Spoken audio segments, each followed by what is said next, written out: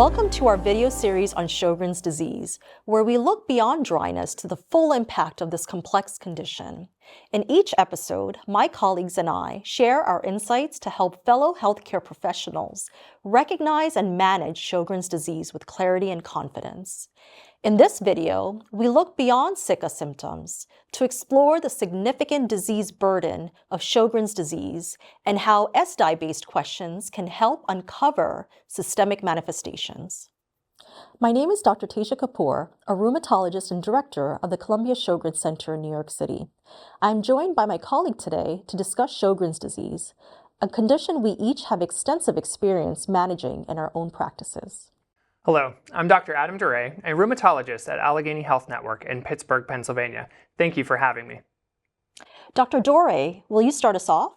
You may already be familiar with how Sjogren's disease is typically characterized. Sjogren's disease often features sicca symptoms such as dry mouth or xerostomia and ocular dryness or keratoconjunctivitis. But it's important to recognize that Sjogren's disease may extend far beyond dryness. It is a serious, systemic autoimmune disease that can be progressive and affect multiple organs, including the joints, skin, and more. In fact, 30 to 40% of patients experience systemic manifestations beyond dryness, which underscores the complexity of this condition. Now, let's take a closer look at systemic manifestations across 12 clinical domains and the clinical index used to assess them. The EULAR Sjogren's Syndrome Disease Activity Index, or ESSDAI.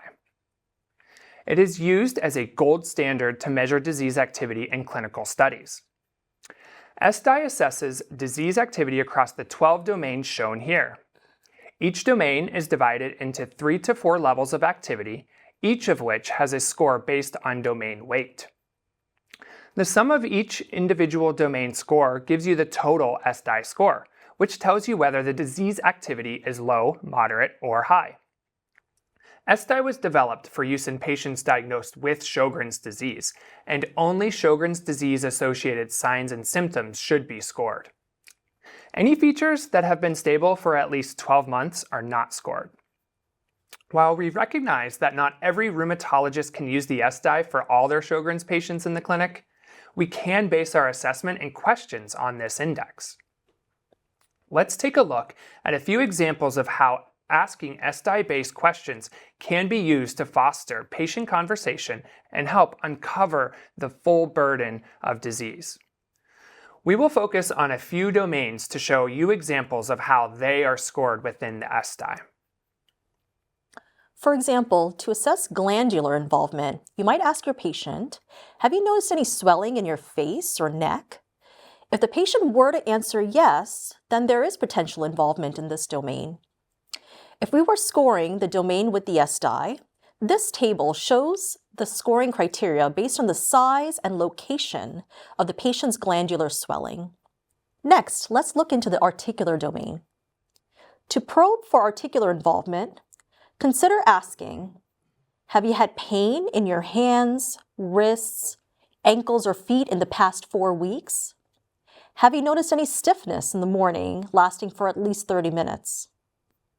As rheumatologists, we know that joint pain is a common symptom across many rheumatic diseases. But in Sjogren's, it should be recognized as a sign of systemic involvement. As shown in the table, the ESSDAI scoring criteria assigns a score based on the presence of joint pain and morning stiffness, and the number of joints affected by synovitis. In a retrospective study of 419 patients with Sjogren's disease, 45% presented with articular manifestations. Interestingly, those with articular manifestations had twice the number of involved organs compared with those without articular manifestations, as assessed after a mean follow-up period of 73 months. Now, let's look into the cutaneous domain. To evaluate cutaneous involvement, try asking, have you noticed any changes in skin color or texture? Have you noticed any skin rashes or lesions? The ESSDAI scoring criteria takes cutaneous vasculitis into consideration. Let's look at one more domain, lymphadenopathy. To evaluate lymphadenopathy, You could ask your patient, have you noticed any swollen lymph nodes? For this domain, the ESSDAI scoring criteria factors in the size and location of lymphadenopathy. The domains that we've already covered are the most common ones that rheumatologists can identify in the office. Beyond that, the ESSDAI also evaluates involvement across 8 other domains. These manifestations are important to keep in mind because they may be affecting your patients with Sjogren's disease. Although we've seen how Sjogren's can impact a wide range of organs, patients also face risks for more serious systemic complications that can significantly impact long-term health and in some cases can be irreversible. Notably, patients have a 10 to 44-fold increased risk of lymphoma compared with healthy individuals. Additionally, up to 20% of patients develop interstitial lung disease, or ILD, and 61% of ILD cases exhibit a nonspecific interstitial pneumonia pattern. Overall, patients with Sjogren's have a 50% increased risk of mortality compared with the general population. Greater mortality was found to be associated with certain demographic, systemic, and immunologic factors. Taken together, these findings highlight just how serious and systemic Sjogren's can be, underscoring the urgent need for ways to manage disease activity and long-term health. The reality is, though, that there are no FDA-approved therapies targeting the underlying pathogenesis of Sjogren's disease or slowing disease progression.